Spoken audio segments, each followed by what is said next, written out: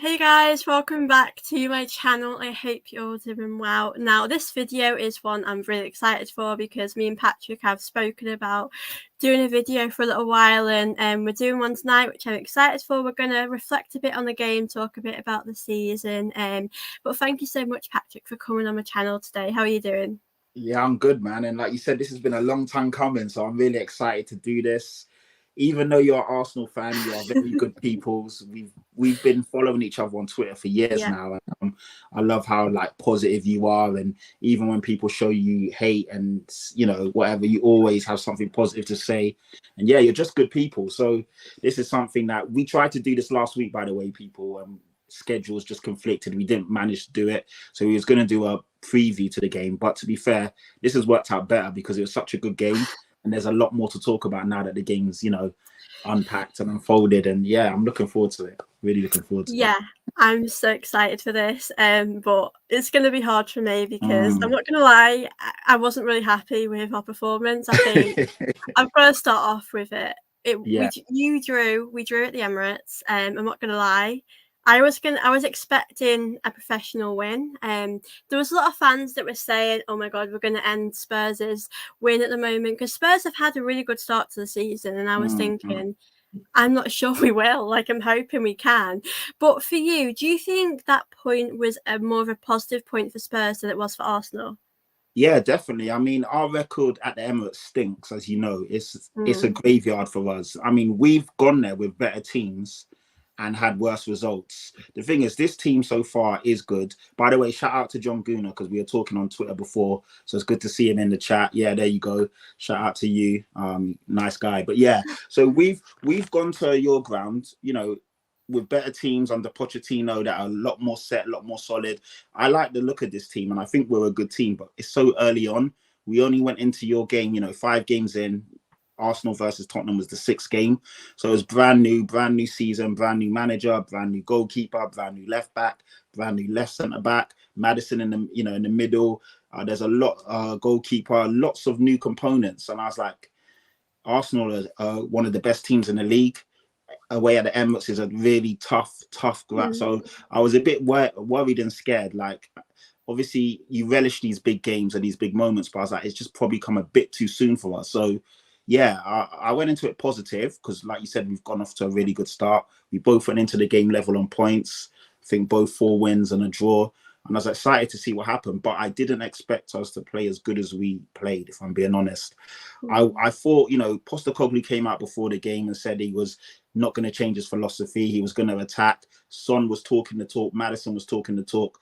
So I was like, if these guys are, and this is what I was saying in all the other podcasts I've been on last week, I just wanted to see these guys actually bring the game to you lot, stand up, not be cowards, not sit behind the ball for 90 minutes and then hope to get you on the counter and yeah, we did. We played our game, and it made for a really good spectacle. Yeah, I think it always was going to be a tough game because obviously Spurs, I've got a new manager, and I think with obviously Kane leaving, I think that saga is over with that now, and you've both moved on, and I think as an outsider, I think it's probably for the best because you need to know next few years if you need to replace him, and I think you've definitely developed under the new manager. And obviously Madison as well. I think he has really been possibly one of the signings of the summer. I think he's really stepped up, and I just think it's like he's been at Spurs for years. He gets on with Son as well, and um but for you, do you feel like since Harry Kane's left, you are more better, or is that just a coincidence that he's left and you've brought players in? It's a tough one because Harry Kane, I loved him. I never wanted him to Mhm. leave. For me, I wanted us to build a team around Harry Kane. You never want to see a world-class player leave, especially someone that's come through your academy. He's not somebody that we bought on the cheap or we bought, and he Mhm. was a Tottenham player through and through. And if things were in better circumstances, Harry Kane probably wouldn't have left because Tottenham, i.e., would have been a team winning stuff, and Kane would have loved to be part of that, the poster boy for Spurs. But yeah, we had kind of both outgrown each other. Kane obviously wasn't happy and wanted to leave during that whole Man City saga, and it didn't unfold. He stayed for 2 more years, very professional, top player, top striker, obviously did his job, but I was sad to see him leave. In the end, almost relieved that it happened, because, like you said, it was something that just needed to happen for us to move on. For Mm-hmm. us to do the rebuild and do it properly, we had to almost like sever ties with all of that old regime and the old guard. And Harry Kane, unfortunately, was part of that. But yeah, he's someone that I never wanted to see leave. But I do feel now that the team is it's brand new, isn't it? It's a Mm-hmm. whole new team. It feels fresh. Everyone's hungry, wants to be there. And yeah, they're all pushing in the same direction and singing off the same hymn sheet. And this is the problem. We had like the old regime is in the old leadership squad, Harry Kane, Hoiberg, Lloris, all of these guys. I know Hoiberg's still here, Lloris is still Mm-hmm. here, never going to play for us again. But we had to really shake things up and start again, man. And we've done that now. And I wish Harry Kane the best. You know, I love the Mm-hmm. guy. I always want to see him do well. But we need to move on. And it looks like we're more of a team now as well. We're more of a unit. Before it was obviously Harry Kane was the main guy. Everything went through him from the attacking point. I just see from the attacking point and you know, goal scoring, everything went through Kane. Now it's different. There's Mm-hmm. a lot more people chipping in, and we're more of a team. So far so good. It is early, so it's hard to really call it so because Mm-hmm. it's so early. But so far the signs are good. Yeah, I agree. I think it's so early on in the season, and you don't realise that because there's been so many games. Yeah, But I think I'm with you. I think it's obviously hard to tell right now, but I just think, like you said, you've got a new manager, you've got players that have the right attitudes, and do you expect this? Do you expect to keep winning again this season? Because I know I've seen a lot of fans suggest that about challenging for the league for Tottenham and all of that. For you this season, you've got a new manager, and I think I actually really like him personally, which is hard for me to say, but I think he seems very likable and he just seems like a genuine guy. So you've obviously brought in new players and strengthened. So what would you say going into the season your expectations are? Oh, that's a great question, man. Because it is like you said, it's tough. It feels like there's been a million games, but there's only been Yeah. six. So you know, and we've only played one extra game. You know, that horrible draw with Fulham, and we went out on penalties where he Mm-hmm. rotated 9 players. Learned the hard way that you can't do that at Tottenham. So it's tough because yeah, 6 games in, the signs are really good, but it is early.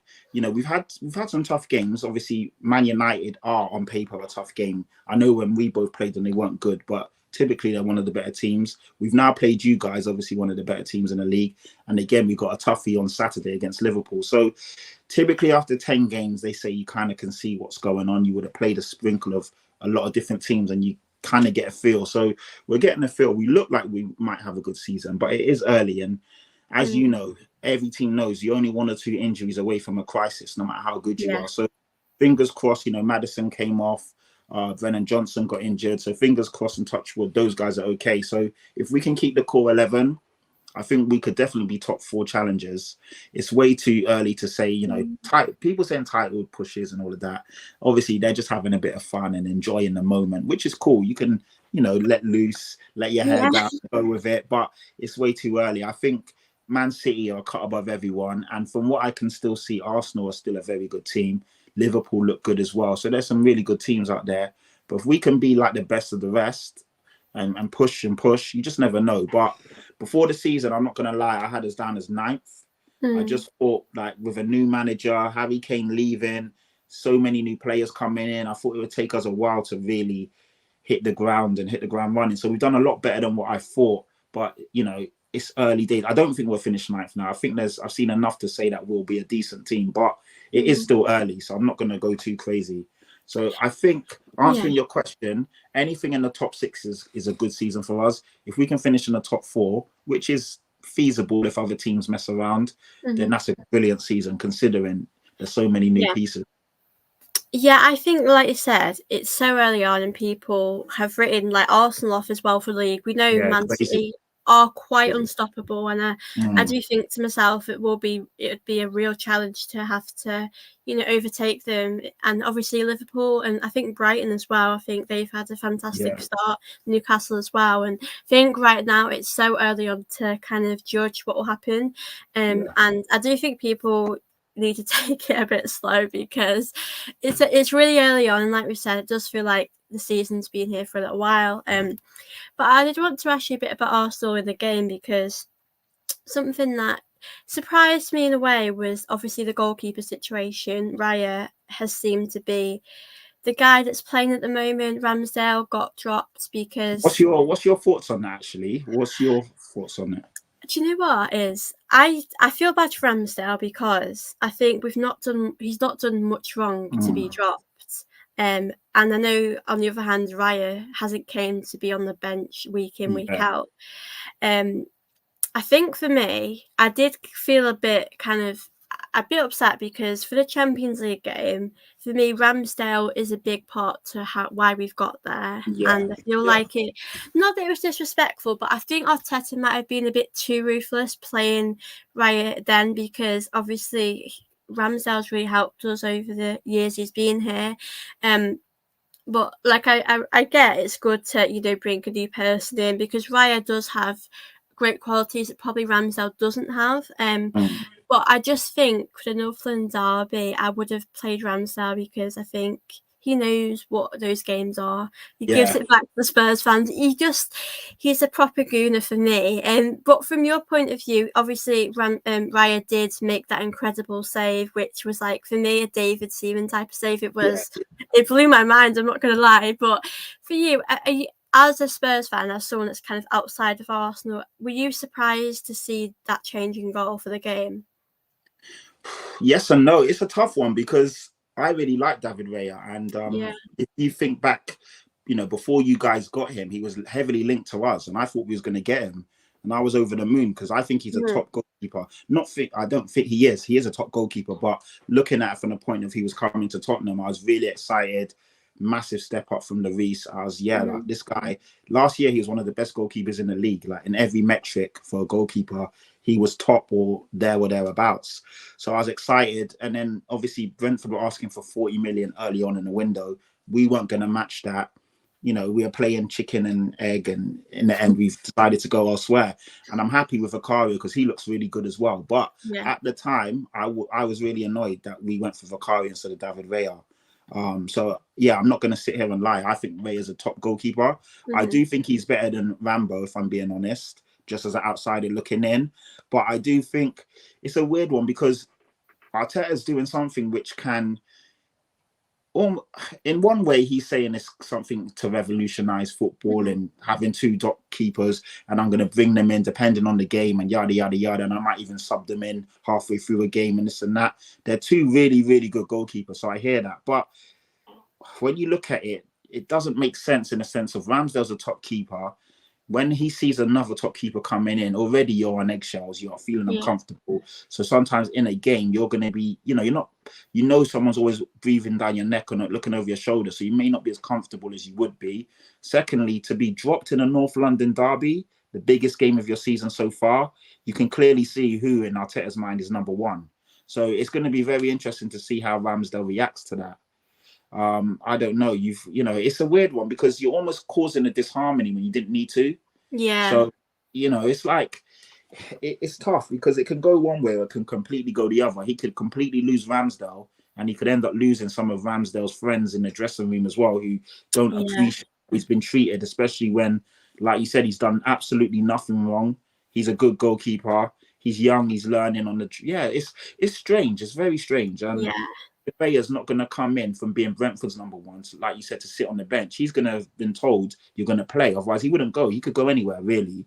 So it's very strange. So we'll have to see how it pans out. Maybe if he's rotating one every other game, we'll see. But if one keeper is playing in the bigger games, then it'll be clear who the number one is.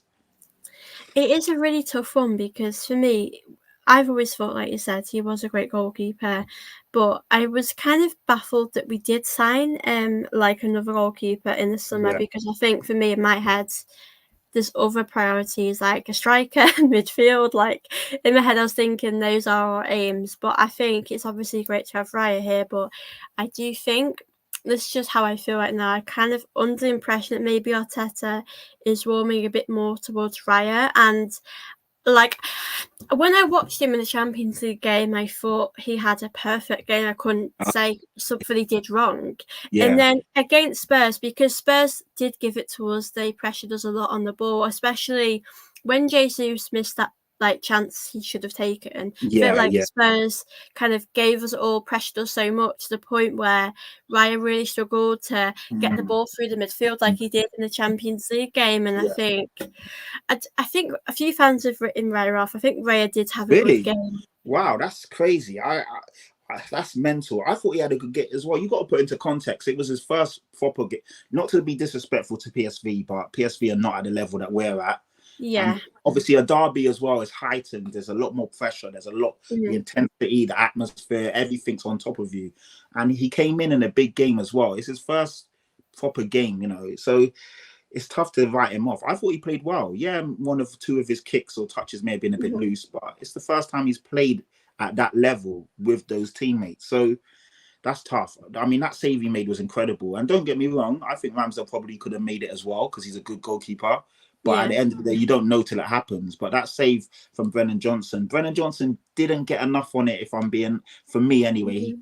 could have been a cleaner contact. Obviously, things are coming at you 100 miles an hour. He did his best, took the shot, but the save was incredible. I thought it was in. He scooped it from behind his shot over his shoulder. Yeah, it was a great save, man. It was a great save. So he didn't do anything wrong, in my opinion. The goals that we scored, he wasn't going to save them, no way. He didn't make any real mistakes. Some people have been a bit critical, saying that, you know, the goal that we scored, the first one, where Yeah. he kind of blacked at the ball, punched it away, but he didn't punch it far enough. And then we got the ball, Madison, Mhm. Son, Saka, and passed it back, and Son, you know, scored in the far Mm. corner. They're saying if he would have been a bit more, you know, brutal, not brutal, but if he would have been a bit more ruthless with his punching or catching, that may not have happened. But there's so much more that happened after that to blame him for that. Yeah. So I don't know, man. I think sometimes there's always a scapegoat in a big game or when things don't go your way. But it'd be a shame to make him a scapegoat because I don't think he had it. You know, Yeah. he was good in that game. There was a lot of players that did a far worse than him, if I'm being honest, from your point of view. Yeah, there were. I think. Do you know what? A lot of our players had a stinker. I think Yeah. the one player that I kind of would get. I think with Odegaard. I think when he got that yellow card, I felt like he sort of stopped a bit in the game. Like he wasn't as pressed as much. I suppose you can't really, you know, in a London derby, if you got sent off, then that's going to affect our team for the next few games because we've got Man City coming up as well. But Yeah.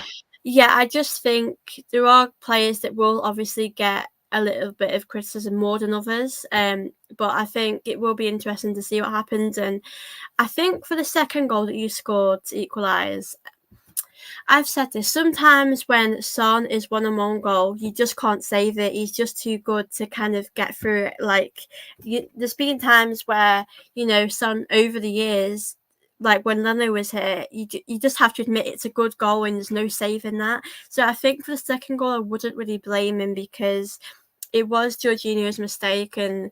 100%. I was so annoyed, I'm not gonna lie. We score a penalty, I'm screaming the house down, Yeah, and yeah. then do you know what was worse? I was literally on Twitter, I was about to tweet Saka, and then I checked Twitter and I realised, oh no, Spurs have scored. My heart Yeah, was that is broken. nice. I couldn't believe it. I mean, I was over the moon. But yeah, Jorginho, man, what was he thinking? To get like he got pressured and then he tried to roll the ball and he panicked and then Madison picked his pocket and Madison on the ball, he's dangerous. His weight of Yeah, pass and his timing of his pass is always going to be excellent. And Son 1-on-1, one of the most clinical finishers in world football. He's so good at finishing, left foot, right foot, inside the box, outside the box. And that's the difference with maybe a Son and a Jesus, where Jesus will snatch at a chance or overhit it. Son's mhm, just calm and cool and collected, slotted it, passed it. Raya's never saving that. He just literally passed it into the corner and yeah, 2-2, just like that. But it was crazy. The way we literally fought back and got that second goal. I couldn't believe it. I was like, we deserved it, but I was like, wow, okay, it was mad. I just didn't see it coming because when you scored that penalty, and for me, it was a penalty. I know there's been a big debate about the handball and yeah, the proximity, but regardless, Romero didn't mean it. His hand's in a natural position. I get it, mhm, and there's nothing he could do. But at the end of the day, it hit his hand in the box, so it's a penalty for me. And I just want it to be consistent because yeah, it went against me. And even though I'm a Spurs fan, I'm not going to sit here and lie just because I'm Spurs. It was a penalty all day long, but I just want it to be consistent all the way through the season. So when that happens to us in another game, I hope yeah, they give it. Because they just interpret it how they want, and that's what annoys me. 1 minute it's cool, the next minute it's not. And it's just I just want to see it consistent. But yeah, for me, it's a penalty all day long. I had no qualms about that. And Saka, yeah, that was a good penalty, man. Because Vicario is a good penalty shot stopper. I don't know if you know that. He saves a lot of his penalties, and he's really big. You see, he took up the whole goal. And yeah, Saka was cool. He just slotted it down the middle. Good penalty. But so Saka was pissing me off though with the celebration. I don't know when he kept stealing Madison, The because when he did it Madison the first time, celebration. I was like, oh, okay, all right. And then they did it again. I was like, what's this kid doing? It was winding me up. I was like, why is he stealing Madison's Do you know what celebration? annoyed me? Do you know what I was thinking? Do you know every time Saka did that, you scored again? And I'm thinking, is it a curse or something? Every time Saka does that celebration, the Spurs Yeah. gonna score. It was funny, but no, it's a good game, man. I really enjoyed it. I hate North London derbies. For me, it's the most horriblest fixture. You're excited, but you're also nervous, and then before the game kicks off, and then you can't relax because you're on edge for the whole game. Unless you know you're comfortably winning, it's so edgy, it's so tense. I've got Yeah, so it's many always a ups. hard game Yeah, to it's a relax hard in. game, but it was a good game. I enjoyed it. I did want to touch on this about who has the better defence, because actually, if you're like, I don't think we should go off Arsenal last season. We're talking about this season, right? Arsenal have really conceded a lot of goals. Obviously, Arteta has taken Ramsdale out because maybe he thinks he contributes in how many goals we concede, and I think Gabriel and Saliba, I wouldn't say they're really the problem. I don't know. What do you? I did want to answer this question in a minute about who has the better defence, but I've noticed Arsenal have really conceded so many goals at the start of the season. For I'm you, just I'm why just do you think checking. so? You conceded 6 goals, and we've conceded 7. I wouldn't say you conceded a lot of goals. When I look at the table, there's a lot of Yeah. teams that conceded more than that. But probably for where you're sitting and compared to last season, it feels like a lot. But it's not actually that many. You've conceded 6 goals in 6 games. That's not that bad, if I'm being honest. Yeah. I suppose Yeah, because last season the ceiling is so high now because of what we've yeah, done. It's like if we concede a few goals every game, yeah, it feels like yeah. the end of It the world. feels. But if you're talking about who has the best defense, it's hard to say. I mean, your defense is probably, I'll give it to you guys because you look what you did last year, and it's essentially the same defense. So Yeah. Gabriel and Saliba for me was the best defensive partnership last year, no doubt about that. And then obviously the right back situation, Ben White, he's a very good right back there. I know Timber possibly may have been there if he wasn't injured, but and then left back you got Zinchenko. So that back four is a very good back four. Ours is Yeah. really good, well, in my opinion, but it's brand new. So I can't really compare. Considering that yours is set and is solid and you did what you did last year, I'd have to give it to you guys. But it'll be interesting because obviously you don't know who your keeper's going to be. And obviously, if you keep changing keepers, this is another point which I didn't think of at the time. But sometimes defenders like to know who's behind them so they Yeah. understand. And if you keep changing, it might ruin that cohesion between the Yeah. defense and the goalkeeper. So we'll have to see. At the moment, I'll give it to you guys. But yeah, I think we are probably going to surprise a lot of people with how good our. Because for me, Romero and Mickey van der Ven, that's a very good partnership. And you guys probably saw that for the first time on Sunday. Those two work really well together. Yeah, I agree. I think the goalkeeper situation for you has definitely changed because for quite a few seasons, I felt like Lloris, yeah, he can save the odd penalty, he can Yeah. make some good saves, but he was a liability. He really was, and I think I do see a change in your team. Like you said, this season for you guys, it's just about kind of maybe seeing how far you can go. And I think, like we said, top four is unpredictable.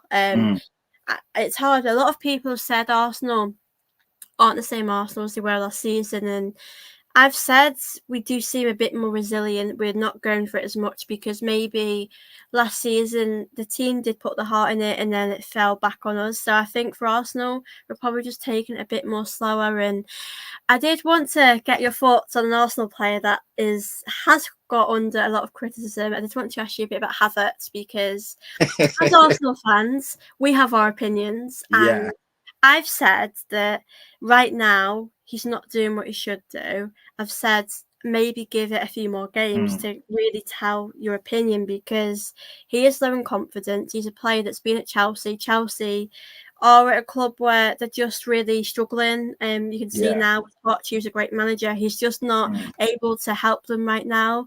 But for you with Havertz, do you think he will be good in time, or do you just think it's not going to work at Arsenal? You know what? I'm not gonna lie. When you signed him, I didn't get it, and I was like, "Why are you Mm-hmm. spending 65 million on this guy?" It was a really odd one, Yeah, especially when it looked like he was gonna play him out of the positions he's played in, essentially change him into something else. And it's a big gamble to take. For me, I was like, "Why didn't you just buy a solidified number 8 or a number, or a, mm-hmm. a midfielder that you know is good in that position instead of taking a failed striker or a failed second striker and putting him back there and thinking he's got attributes to. It's a strange one because he's never looked brilliant in a Chelsea shirt. He's Yeah, always coasted or got in and out of games and had moments, but never been great. So everyone was like, Arteta sees something in him, and I get it. You will back trust your manager because he's done so well for you, but it's almost like a sword that he's either going to live or die on, because if he keeps getting it wrong and persisting with him, and it ruins the balance of the team, and the guys putting in stinkers, it's going to mess mm, up your team. So yeah, it's a strange one. I mean, I'm not convinced. I'm not going to lie, and I still haven't seen anything to make me to change my decision. Like when certain players go to, like for example, some people weren't convinced that Madison was as good as he was. I thought he was always a top player, but now they're yeah, seeing Spurs. They're like, you know what? This guy is very good. He's come to Spurs and he's hit the ground running, and he's doing bits in big games and blah mm, blah blah. Even at the beginning, some people weren't that convinced with Saka, and I hold my hands up. I was one of them. mm-hmm. I thought he was a good player, but I thought he was very overrated by your fan base. But Mm-hmm. over the years, he's shown me that he's top draw. The guy's brilliant. He scares the life out of me. Even on Sunday, he was scaring the life out of me. Every time he got the ball and he was running at Udoji, I was like that behind my sofa. And I was like, shit. But luckily, he stopped doing it. I don't know why. I don't Yeah, know why. After Udoji got the yellow, he kind of chilled out where he should have been attacking him. But there's certain players that you look at and they don't convince you at first, but slowly but surely you see it. I don't mm-hmm. see that at others. I never saw it at Chelsea. I don't see it now. I know it's early days, but Jesus, how long are we going to keep saying this? He's low on confidence stuff. What, 2, 3, Yeah, 4 years? It's how long are you going to take that gamble? And yeah, for me, obviously, I'm not complaining because I hope he doesn't yeah. work for you. But you should have just went out and got a certified 65 million. You could have went and got anyone. Yeah, it's obviously hard because there's a big part of me that does want him to succeed, and I'm trying to be patient and give him time, because I've got to say, in the Champions League game the other night, he did have a good performance. Obviously, he didn't get an assist or a goal, but there was so much positivity to take from that. And I thought going into the game, I would have actually played him against you guys, because I know he can be physical. He can keep the ball, but I noticed with him, maybe he's afraid to go for tackles, because Yeah, if he does put a bad tackle in, fans would be like, "Oh my god, why did he do that?" So yeah, I feel like whatever he does, he can't win. But I do also feel like when I heard Arteta was interested in him, I did want to know why, because, like you said, I know he did score in a Champions League final, but I don't remember a time where I thought, like, wow, what a great player yeah. he is. Exactly that. Exactly. And it's strange because like even you saw Nunes go to Man City from Mhm. Wolves for like 50 odd million. Like there's players out there. I know they're not the same player, but there's players out there from other Premier League teams if you really wanted to take that gamble that you could have went and got. So it's a strange one. And for me as well, he knows that he's out of position. He's learning on the job. He's under a lot of scrutiny. There's a lot of eyes on him. So it's almost like he can't make the mistakes he needs to make to learn that role. So it is a weird one, but he needs to start producing and quickly. Otherwise, he will just fall down the pecking order. Because Arteta can't afford to keep gambling if you want to have another really good season. Because obviously you're a good team, but the level of Man City is so high, you can't keep dropping points or having bad performances because they will catch up with you. Yeah, I agree. I feel like for Arsenal, we're better at just bringing players in that have proved that they are good. Like, say, Declan Rice, we've known for years, especially for England, but at West Ham, that he kind of carried them. He was probably one Yeah, of their best definitely. players. And I felt like when we put that 100 million, I wasn't bothered, because I was so sure he would perform, and he has. And I feel like with Havertz, the money, it's a lot of money. and I've said this, I want him to do well, and I'm like, I always do, but it's just really hard right now because he's not really doing what we want him to do, and he has own confidence. But I think as fans, I do think we have the right to feel a bit frustrated with what we're seeing because he's not really producing as much, and obviously right now Declan Rice, I've heard, has a back injury. Partey is out for a little while. I've heard that they will be okay for the City game, but right Okay. now, in the midfield, I don't know if I feel like I would want to put Jorginho in there after that game because I'm not going to lie, it was the thing is with Jorginho, I do think up until that game, I would have said he is an underrated player at Arsenal. He's not put a foot wrong, and then he did. Yeah, that was the worst time to have a stinker. It was the worst time. The whole spotlight was on you. Everyone around the world was watching. And then for him to do that and for it to lead to the goal, like it was such a big mistake to make. Yeah, it's going to put him under a lot of scrutiny as well. But I'm looking at your fixture list. You got Bournemouth next. So with all due respect, that's a game where you can afford to have these potential injuries. So it's been quite, but obviously after that, it's Man City. So yeah, and then you got Chelsea. So you've got two big games back to back. But Bournemouth away, you should have more than enough to beat Yeah. them. Yeah, I mean, I think with Bournemouth, like in Chelsea, I think with Chelsea, like Yeah, that should be easy. I'm yeah, sorry, but I don't care if we're home or away. Like we should be mm. beating them after. I'm not gonna lie, the downfall of Chelsea is lovely to see. Yeah. They're awful at the moment. They're shocking, and yeah, it doesn't look good. Yeah, I was on a stream with Carefree Lewis today, big Chelsea fan, good guy, and he's just like, yeah, we're in trouble because their fixture list their upcoming fixture list is tough. They've got a lot of tough games, so they had the easiest start on paper out of all the teams, all the big teams, and obviously they've only picked up 5 points, I think it is. So yeah, they're not looking good right now.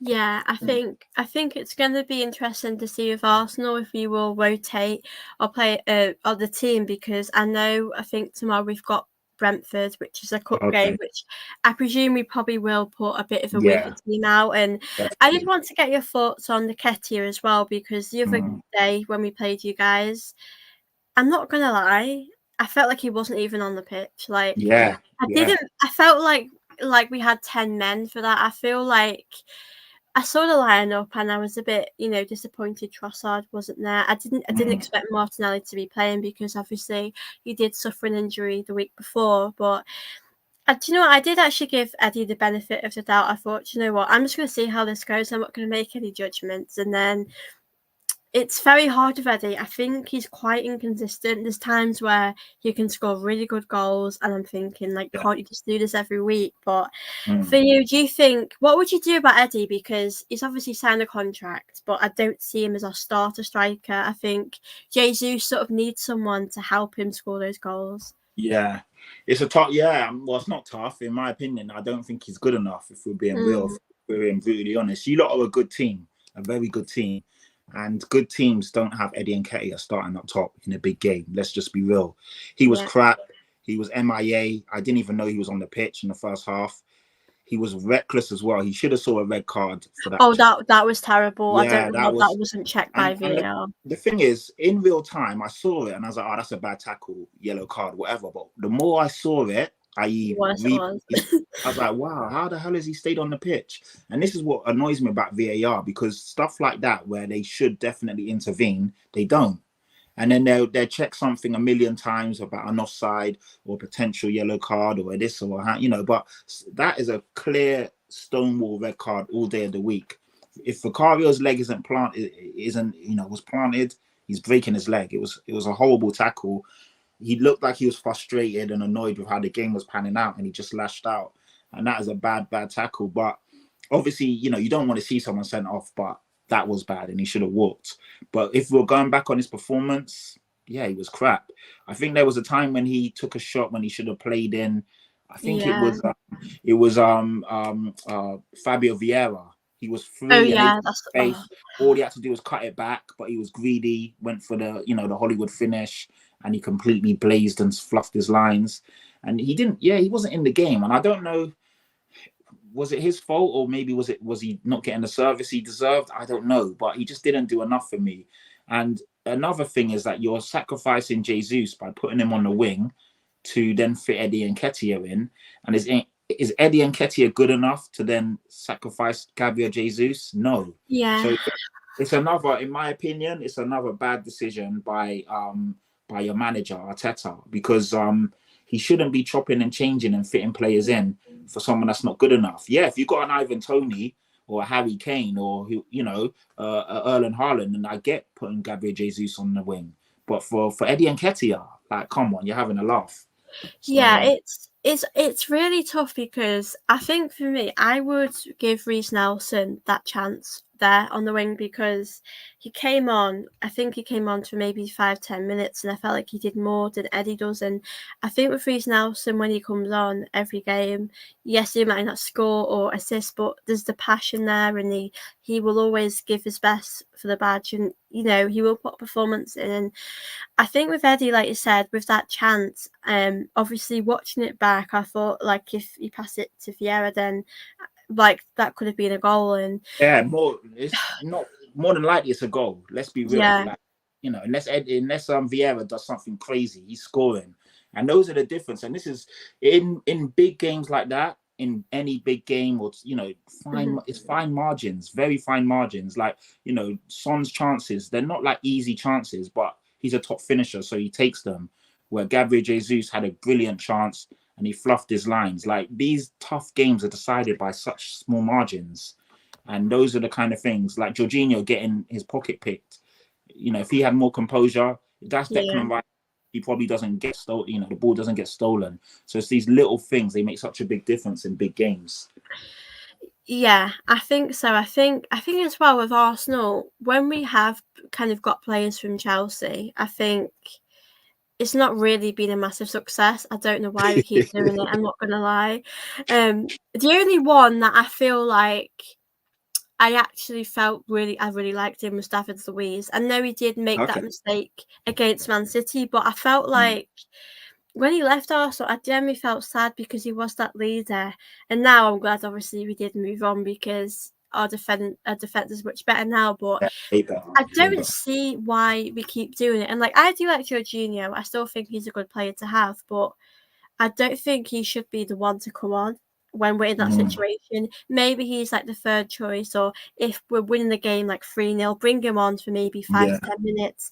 But when we're in that position, I don't think it's what we need. And I did want to talk about this question about Martin Odegaard, Madison, because I have seen a few kind of questions about who will have the better season. But for you, just tell me what you think. Who do you think right now, overall, who's the better player? It's so tough. I mean, I've been going back and forth. This is like the hot topic. Mm. So I just see that comment. I'm definitely Spurs all the way, but sorry, that's the wrong side. I'm definitely Spurs all the way. But yeah, I just try and talk what I feel and what I see without being over the top, if you get what I mean. Yeah. But Odegaard versus Madison, I'm not gonna lie, I probably would have given it to to Odegaard last year, because I Mm. do feel that Odegaard was his step up last year was incredible. Like, he became a monster. Like, he was amazing last season. He was scoring from outside the box. He was Mhm. dictating games, controlling games, setting up people. Like, when you guys came to our ground last year, because I'm a season ticket holder, so I go to obviously Yeah. all the home games. I try to get to a few away games. He was amazing last season when he played us. Like, he scored a goal from, I think, from way outside the box, and he Mhm. just looked like it was men against boys. The way he just ran our midfield ragged and our defense ragged, and I was like, yeah, this guy's a top player. But the thing with me for Odegaard is that sometimes he goes missing in moments, and he kind of goes through games. And in that second half on Sunday, I didn't even know he was on the pitch. And Yeah. this is the thing. I think he's a top player. I do. I'm not going to sit here and lie. I think he's one of the best midfielders in the world, but he just is a bit inconsistent sometimes. But I feel that Madison, he was at Leicester, so people will throw shade at him, but he was brilliant at Yeah. Leicester. For 3 years, his numbers are as good as all the top attacking midfielders, and he's come to a bigger team in Spurs, and he's hit the ground running. And I feel right now, I feel that Madison is the better player, but it's tough because Odegaard has been so good. I think personally we should just enjoy both of them. Like, Yeah. what's wrong with enjoying? They're different as well. They're a bit different. Like Madison's more like he'll try a few tricks and beat you, but Odegaard's a bit more clinical. Like he's just more precise, and they are different, very different players. But they're both top attacking midfielders. It's strange because Madison definitely had the better of him on Sunday, but I do like Odegaard. I think he's amazing, and yeah, I'll be happy with either. But I'm very happy with Madison. I think he's got like 4 assists, 2 goals, and he looks like he's been playing with us for years, which is a massive compliment. To come in, like you wouldn't even, when you look at him and watch him play, you wouldn't think he just signed for us. Mhm. He looks like he's been there for years. So I'm really happy with how he's, him and Son just have already some amazing partnership. And that's the biggest credit. He doesn't, like with like Kai Havertz, for example, we're like, oh, he needs time, he needs this, he needs that. With Madison, boom, he's hit the ground running. You wouldn't even know this is his first 6 games in a Spurs shirt. Yeah. So I think that's a massive credit to him. And yeah, he's a talented player. He needs to be in the England squad. And when I say squad, I mean starting games. He's too good to Yeah. not be starting. Yeah. I've always been a big fan of Madison. Like when Odegaard went back off loan to the team, and we're obviously considering midfield options, I've always said I would have loved James Madison at Arsenal because I just watch him. I just think he fits in the team well, and like you said with Spurs, it's like he's been there for years. He's just got this connection with the club, with the fans, and I just think it's great to see. Obviously, I would have loved him at Arsenal, but I think with Odegaard, I think, like you said, they're very 2 different players because Odegaard for me, I think in some games, like you said, the one the other day against you guys, I did expect him to perform better. He is our captain. I don't know if he was just exhausted. I don't really know because obviously we are playing the Champions League game. We're kind of we have to Big find game. a way Yeah. to balance that out because we should be able to. Like last season, we only played in the league and we couldn't even win it. So I feel like they expect us to balance out better because I think Odegaard is a good player, but I think a lot of people said this No, season. he's a top player. He's a top player, not good. He's a top player. He's one of the best midfielders in the Premier League. So for me, Yeah. he's one of the best midfielders in the world. But he just needs to be. I know it's not really his demeanor, but sometimes I just like to see him as, from a footballing standpoint, grab the game by the scruff of the neck. Like in that last 20, 30 minutes against us, you're at home, you're the captain, you can kind of see the game's getting away from you. Do something, take the Yeah. game. You're good enough. Start getting on the ball. And sometimes like the thing is with Madison, you always see him looking for the ball. He'll be like in our fight, he'll be near our penalty box, getting the ball and trying to do things. I don't really see Odegaard doing that. So that's the difference there in the sense of I think Madison wants to be on the ball more. But I think Odegaard in pockets, he's very dangerous. Like when he gets Yeah. the ball, he's always thinking one step ahead. Like, what am I doing? But yeah, I think they're 2 different players, but they're 2 very, very good players. But yeah, from a footballing standpoint, Odegaard does need to do. It's tough because his step up from the season last year, the year before, compared to now, it's incredible. Like he's already done like that, but we can still see there's still more for him to do if he really wants to be considered world class. Yeah, I'm with you. I think he's had such a good season last season, probably one of our best players. And obviously, I think this season maybe like because there's such a big expectation on the players, like maybe it might affect them this season. But I think it's just important to kind of carry that on. And I did want to ask you though about the season with Arsenal. We know Man City, I think right now they are unstoppable. We know Rodri is probably out for the game so far.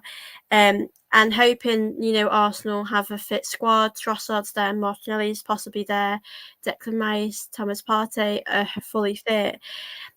Do you think, I've got 2 questions, do you think Arsenal can win that game, and do you think that Arsenal still have the squad to compete for the league? Can they win the game? Yeah, of course you can. You're a good team, and on your day, you can beat anyone, including Man City. I don't know what your record is like against Man City. I'm going to check it now, but I'm not sure in recent times if you beat them. Doesn't look like it, but yeah, of course you can beat them. Man City. again, they've won games this year. Well, they've won all their games, but they've not looked convincing in every game. But again, that's a sign of a top team because you guys, in my opinion, haven't looked as good as you did last year, but you're still winning games or you still haven't lost the game. At home on a one-off game, of course, you can beat Man City. You could even beat them away, but will you is a different question.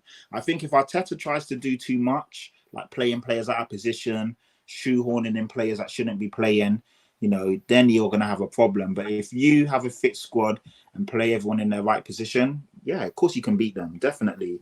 You just got to take your chances. That's one thing. And obviously you've got to just be brave in those moments when they're on it up, because they're a good team and they will have moments and waves of pressure. And if you can withhold that, then yeah, of course you can beat them, definitely. And regarding you challenging, it's a tough one. Personally, I don't see anyone challenging Man City this season. I think that they're just, every year they just blow teams out of the water. Even last year, you guys were incredible for most part of the season, and they're just relentless. They were just a machine, and they just kept going and going. And obviously, in the end, they caught you. And this year, they're already out in front of most teams. So, but you just never know what can happen. I mean, not many teams do a treble. They won a treble last year, so that shows the level that they're at, and it'll be tough. I personally think it's between you and Liverpool as they're the closest challengers. Yeah. But I don't think you're challenging, if I'm being honest. Sorry to say it. I know obviously Arsenal fans may want me to say, but yeah, I just think they're just too good. But you'll be there or thereabouts. Like, you're definitely going to finish, in my opinion, second or third. But it just depends. I think for me, your biggest problem is Arteta. If he overcomplicates things, I think he's a great manager.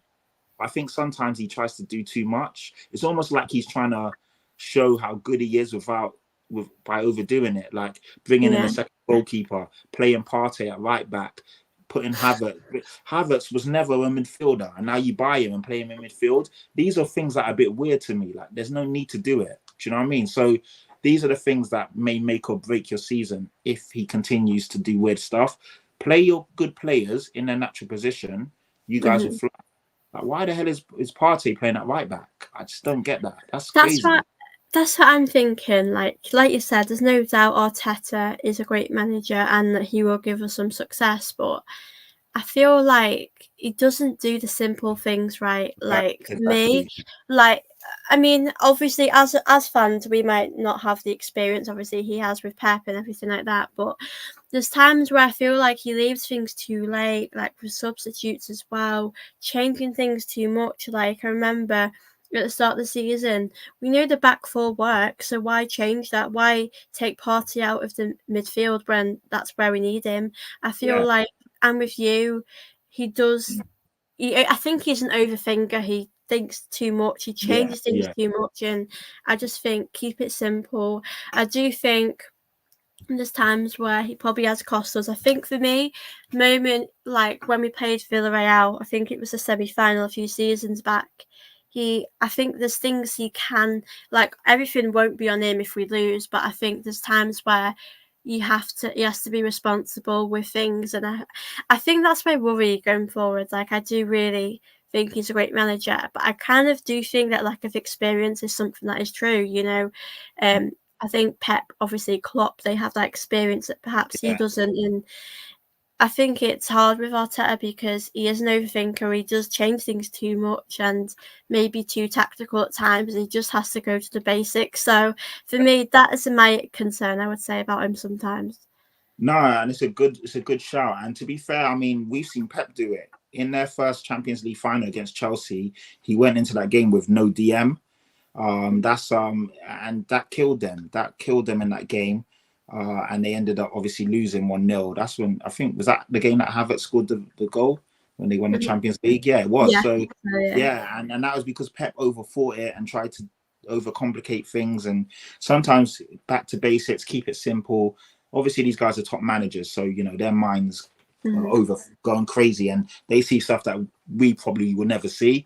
But sometimes the simple things that we see, they should just I'm sure these guys know it, but it's weird. That Kai Havertz experiment is a very strange one to me. I'm very interested to see how that pans out, because for me, I feel that could cost you lot big time over the course of the season. If he doesn't, if Kai Havertz is not doing his thing and he isn't ruthless, yeah, it's gonna, yeah, that could end up being very peak for you lot.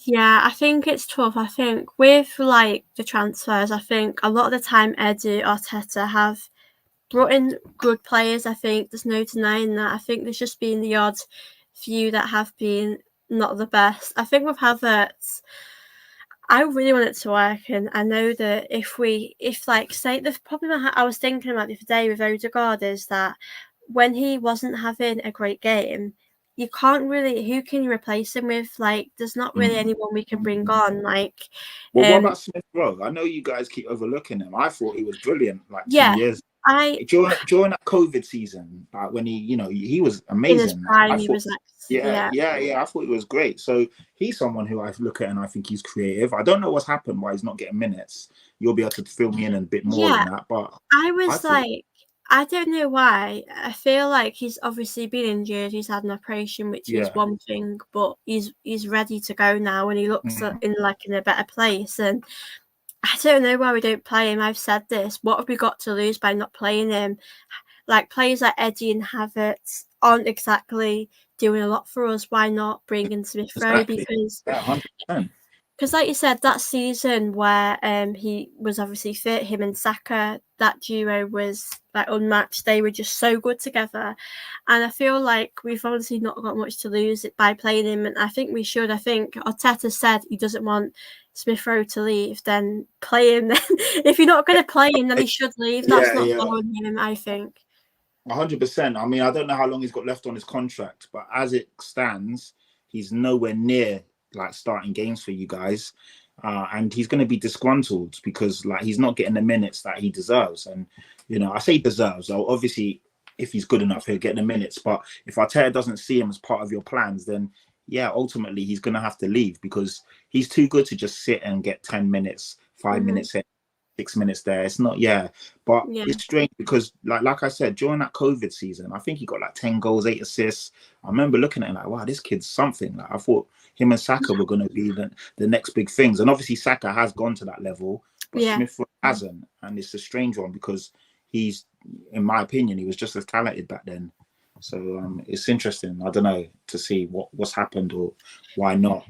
Yeah, it's a shame really because I really do hope it works out with Smith Rowe. I know like a few seasons ago he said how he would love to be a legend at this club. He'd love to just stay Yeah, at Arsenal forever. And I feel like, I don't know how I see it working out. I really want it to work out, and I feel like he is a good player, and Arteta needs to give him more of a chance because when he came on the other day, I think he came on for like 2 or 3 minutes, and I'm thinking like, pointless. what can he like? Yeah, Maybe Arteta was hoping he would score like a winner, but realistically, that's not probably likely.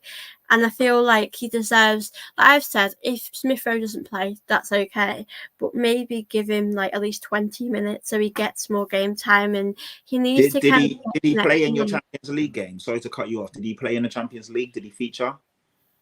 I don't know if he. I don't think he came on for long. I don't Okay. remember him featuring Yeah, him, yeah. but I think See, there you go. So he's not getting no minutes. It's crazy. That's not good. I know Yeah.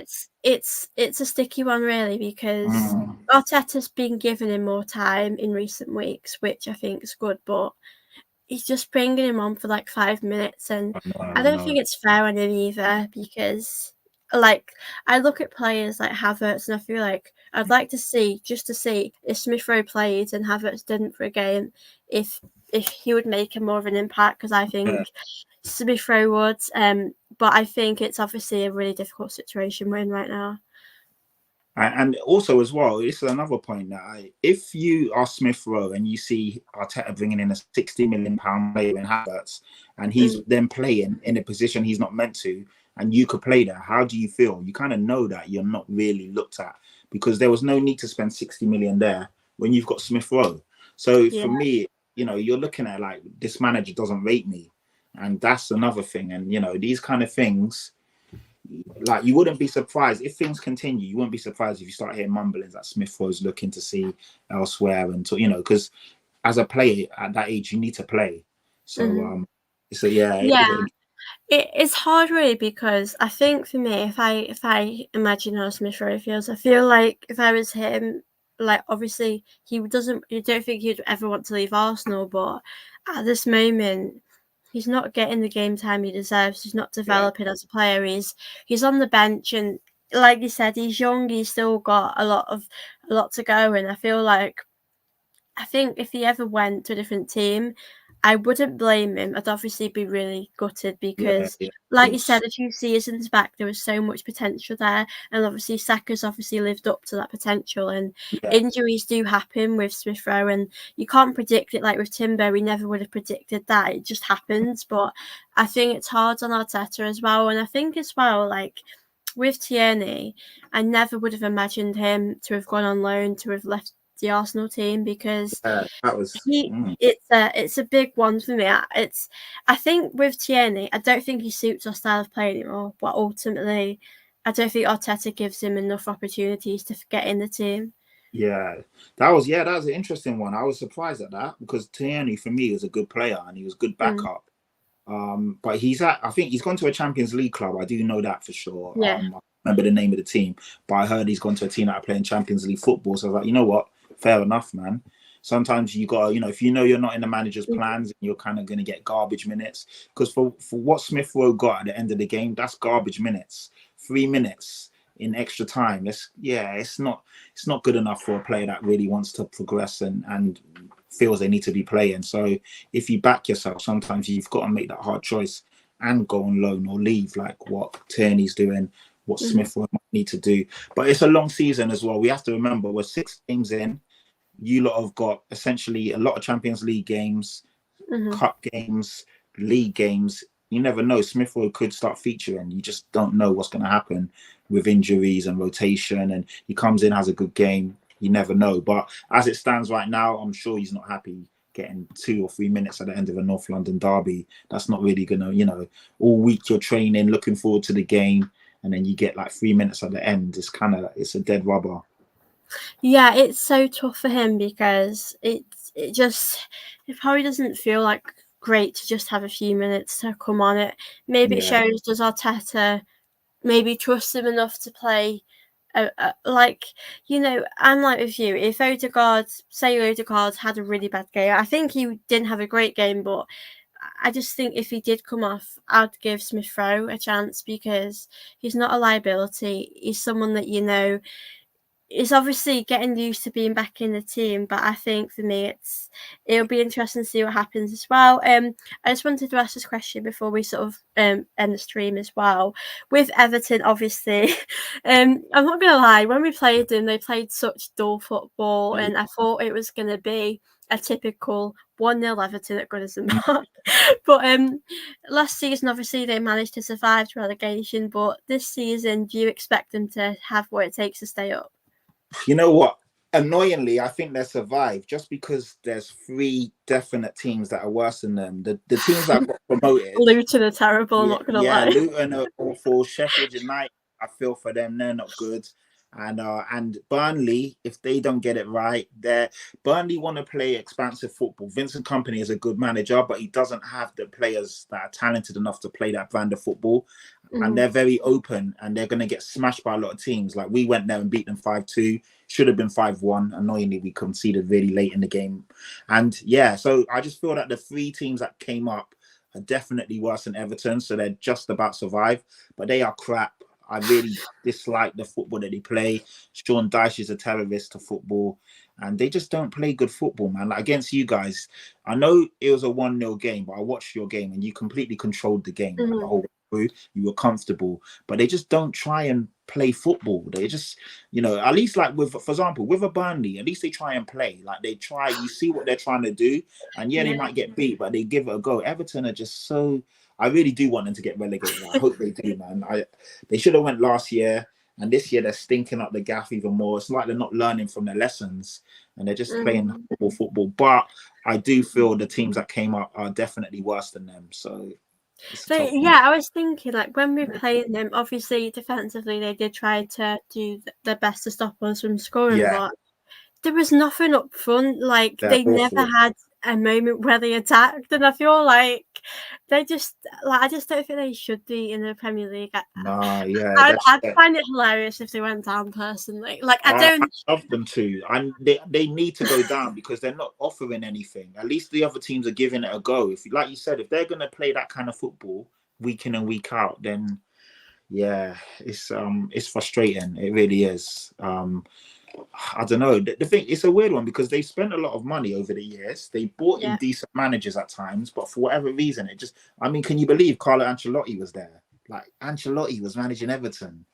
They had James Rodriguez. They had like good play. You know, it's when you think about it, like what Ancelotti was managing Everton. So they have tried, but for whatever reason, it just doesn't work. But yeah, I don't like them, man. I just feel that they're just not a good footballing They're side. just so boring to watch. Yeah. It's so dull, honestly. It'll be interesting to see. I'm like you. I reckon they always do have something to stay up. But I think it will be interesting to see. I'm like you. I think the team that have surprised me this year is being Burnley. I thought they would have done a lot better than what they've done. I think I know the Championship and the League, Premier League are two different things, but because they were flying so much, they were doing so well under Vincent Company. I just think they've just not done as well as I thought they would. So I think obviously helps Everton that for a lot of other crap teams as well. Yeah. But yeah, I've really enjoyed chatting with you today. It's been a Yeah, no, pleasure. it's been fun. It's been fun, man. I'm glad that we've done this because it's been a long time coming, and I'm really happy that we have because it's been a good. The hours flown by, so it's I been know it's fun. gone like that. I could talk to you for Yeah, hours. yeah, exactly. No, it's really good. Even it was a spicy derby. We didn't really have that intensity here because it was yeah, we're good peoples, and it was just it's fun to talk It's to just you and nice to stuff. chat about it. Yeah, exactly. So Well, it I was did good, want man. to, yeah, I did want to, for people that might not know you, who doesn't know you, by the way, you're all over the internet. Do you want to just let people know a bit about where they can find you online? Yeah, yeah, of If they want course. to give Thank you a you, follow? thank you. So yeah, my name's Patrick Tyrant. So Patrick Patrick, and then Tyrant Tyrant. If you you can follow me on Twitter and Instagram, same handle. Twitter's definitely where you see all my football stuff. And I do lots of shows. I'm on Last Word on Spurs, which in my opinion is the best Spurs podcast.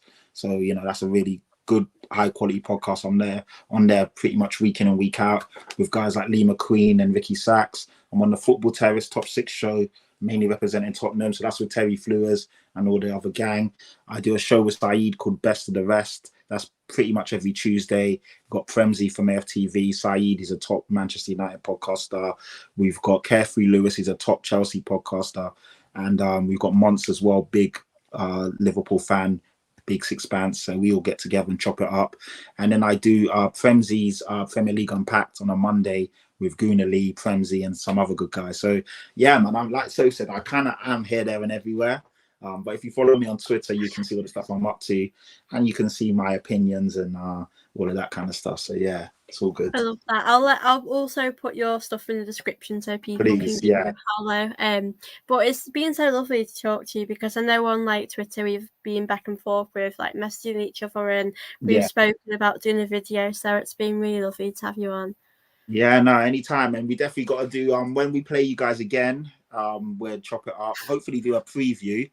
Yeah, That this would be time. fun. Yeah, yeah. But no, thank you for having me on. At any time, just shout me and you know if I can jump on, I Yeah, will. it's been lovely and I hope you Yeah. guys that have watched this or watching this back have really enjoyed it and it's been great to answer your And questions. make sure you smash the like button, show so some love, share it, retweet it, send it to your peoples because she is good peoples. I'm gonna make sure the Spurs contingency show us some love. So you Arsenal fans and football fans do the same, please. Oh, you're too kind. But keep doing your thing, Patrick, because you're amazing and it's been an honour to chat with you.